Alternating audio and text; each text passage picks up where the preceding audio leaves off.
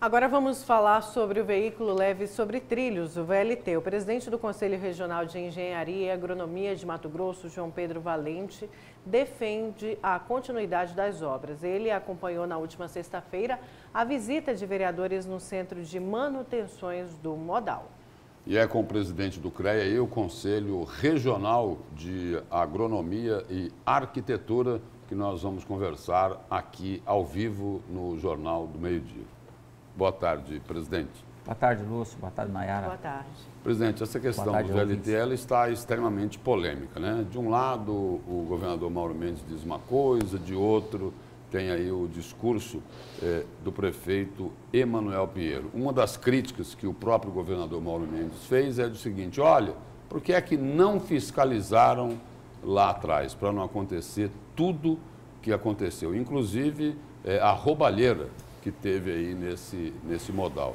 E é sobre esse assunto que eu gostaria de saber qual a posição do CREA. O CREA falhou na fiscalização quando começou a ser construído esse VLT, presidente? Qual a avaliação que o senhor faz? Lúcio, você me dá uma oportunidade muito importante de esclarecer a sociedade. A função básica do Conselho é fiscalizar todas as obras de engenharia e agronomia com o propósito de proteger a sociedade. A sociedade não pode receber uma obra que coloque aquela população em risco. E eu posso te assegurar com muita tranquilidade, em que pese eu não estar presidente à época, estar presidente a posteriori, mas eu tive o cuidado de me informar e buscar inteirar do que aconteceu na época. E mais de 130, foram 133, 134 autos de infração foram aplicados só nessa obra. Porque o que o CREA faz? O CREA ele vai na obra e verifica se há um profissional habilitado responsável por aquele projeto. Tinha lugar aí que nem profissional tinha. Onde não tiver o profissional, o CREA notifica, ou melhor, notifica não, o CREA autua, e aí a instituição, ou a empresa, ou o particular, ele tem 10 dias de prazo para recorrer daquilo ou se adequar. E muita coisa não tinha nem projeto.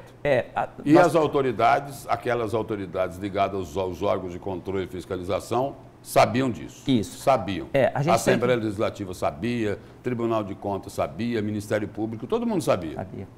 Então, é assim, ó, as obras que foram fiscalizadas pelo CREA, todas foram, como eu te assegurei, nós temos mais de 130 autos de infração aplicado nessas obras, e todos eles foram devidamente regularizados, mas a gente encontrou algumas obras nesse conjunto de obras da Copa que foram contratadas pelo regime de RDC. Você já viu falar muito bem disso. O regime de RDC, a instituição, o órgão, estipula um preço e as empresas apresentam uma contraproposta, aquele que apresenta um preço menor contrata, né?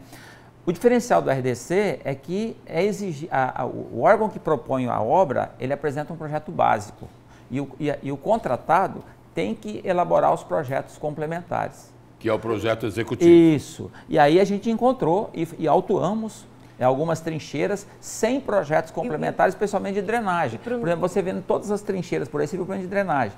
Nós detectamos e autuamos a falta de projeto de drenagem nessas obras. E para o nosso telespectador entender, depois dessa autuação, como deveria ter sido esse processo? E até mesmo a presença aí do CREA em cima disso. Autuou 10 dias, venceu o prazo. A empresa não recorreu e não se adequou. E daí? Não, recorreu. E se adequou. A maioria dos profissionais que estavam vinculados às empresas que executaram essa obra em Cuiabá eram de São Paulo. Então, eles não tinham sequer registro no CREA Mato Grosso. Então, todos eles foram obrigados a vistar, quer dizer, a fazer o registro do visto no CREA Mato Grosso e recolher as devidas ARTs. Daí, a qualidade da obra, né, se a obra está correta ou não, aí tem um profissional responsável. Então, agora, uma vez o profissional se legalizando, recolhendo a RT e ficando responsável por aquela etapa, ele passa a ser o responsável técnico por aquilo ali. Daí o CREA sai de cena. A função do CREA é exigir que tenha lá um profissional qualificado e legalmente habilitado para executar aquela obra. O governo disse que, olha, nós não temos R$1 bilhão para terminar essa obra, que é o mínimo, que já foi dito aí até pelo próprio consórcio VLT, que custaria pelo menos R$1 bilhão, talvez até mais para concluir essa obra. Mas tem um outro problema também, que é a questão da tarifa, que teria que ser subsidiada, porque ficaria em torno aí de R$ 8, R$ 9 a tarifa do VLT, integrada aí com o sistema de transporte coletivo, os ônibus convencionais. A pergunta é, tem viabilidade econômica ainda o VLT, presidente? Pela visão do CREA? É necessário que sejam feitos novos estudos, porque esse estudo de 1 bilhão foi lá atrás. Eu não sei se hoje é 1 bilhão, é 900, é 800, eu não sei. É preciso ser refeito. Porque não, tem essa informação é uma informação mais recente de representantes do consórcio porque tem um VLT. conjunto de equipamentos. De um advogado. Tem um conjunto de equipamentos, ferragem, etc., que estão em depósito e que a gente não sabe como é que está a qualidade daquilo, se ainda vai poder ser usado ou não. Nessa semana eu recebi 30 fotografias de um fotógrafo, onde eu vejo lá um conjunto de ferramentas todas, de equipamentos todos já oxidados, já expostos ao tempo. Era justamente isso que a gente também tem que perguntar nesse curto prazo que sobra. O CREA esteve presente naquela vistoria na última semana que os vereadores foram ali nas obras do VLT. O que saiu daquela vistoria de diagnóstico do CREA?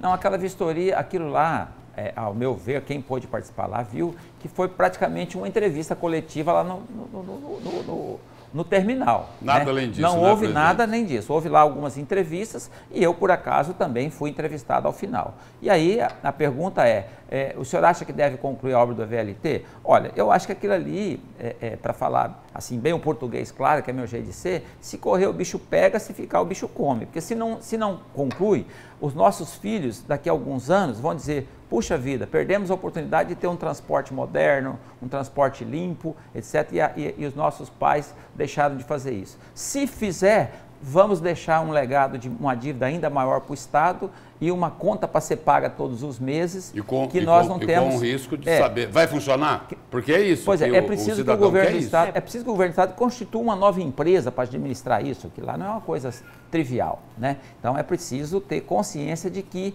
o problema é grande. Tá certo?